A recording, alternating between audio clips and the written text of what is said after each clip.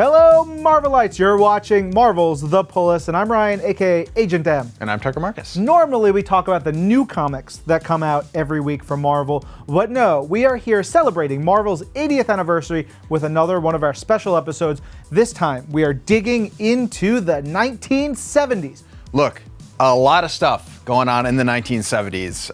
It was a wild decade, and we've selected 4 books that I think reflect that in really interesting ways. Yeah. And for me, it's kind of defined by just expanding the Marvel Universe, one of which comes with this landmark issue. We're starting with Giant Size X-Men #1. So before this, Uncanny X-Men, the series, kind of petered out. The mutants kind of weren't what they once were. This refreshes and brings this side of the universe to life. As you can see on the cover, we have kind of the specter of the original X-Men looking over them, and then we have these new characters literally ripping through the page, coming at the reader. It's a new era for the X-Men. It's a new chapter, and even going back and reading it now, knowing what a big landmark this was, it still feels that way. It still feels so fresh and so different and so energetic. It's incredible. Wolverine is put on this team, right? And you're like, yeah, Wolverine is one of the X-Men.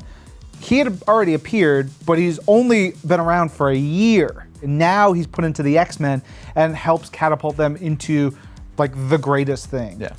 Also so great is Master of Kung Fu, issue number 38. Why did I go with 38 instead of issue number 1? Well, because this is sort of like the sweetest spot in this run. And it is part 1 of a 2-part story where Shang-Chi goes to Hong Kong to battle Cat. This is like the pinnacle of what they were doing. Doug Monk and Paul Gulacy just gelling so perfectly. You can almost smell the smoke billowing around the scenery. You can, like feel the sweat off of the fighters as they're battling. There's action, there's mystery, there's romance, there's all these little bits and pieces. We have a lot of Kung Fu books in the 70s. This, to me, is like the best. I love to see these kind of genre comics coming back and being such a huge influence in this decade. It's so fascinating. And then we're going to somewhere completely different. It's a genre all its own. I don't even know if you could really keep it in define it in one way. This is Howard the Duck number 8. And again, why number 8? This is when Howard the Duck runs for president. Dun, dun, dun. Look, the political landscape of the 1970s was super tumultuous. So who is the character that needs to take that on? It is Marvel's strangest, weirdest character. It's Howard. In this issue, we see him in a presidential debate. We see various kind of lampoon versions of presidential candidates and newscasters.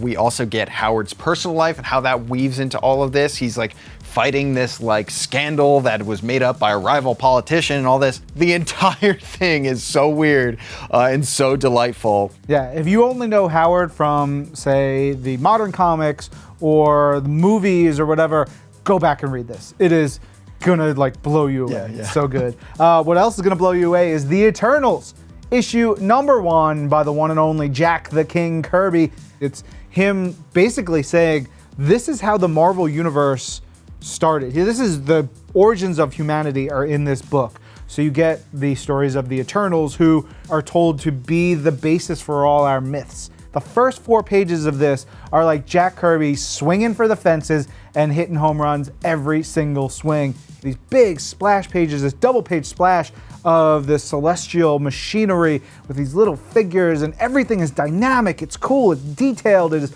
popping off the page. Yeah, this is expanding the universe in the most literal sense, because he's essentially asking, okay, what are the walls of what we know reality to be? Okay, what's behind that? And he's defining that and exploring that. It is mind-blowing. Yeah. So good. Now, we talk about these and a whole bunch more in our 1970s episode of Marvel's The Pull List, the podcast version. Check that out wherever you get your audio, and then we'll be back with another new episode of this show real soon. I'm Ryan. And I'm Tucker. And this is Marvel, Your universe.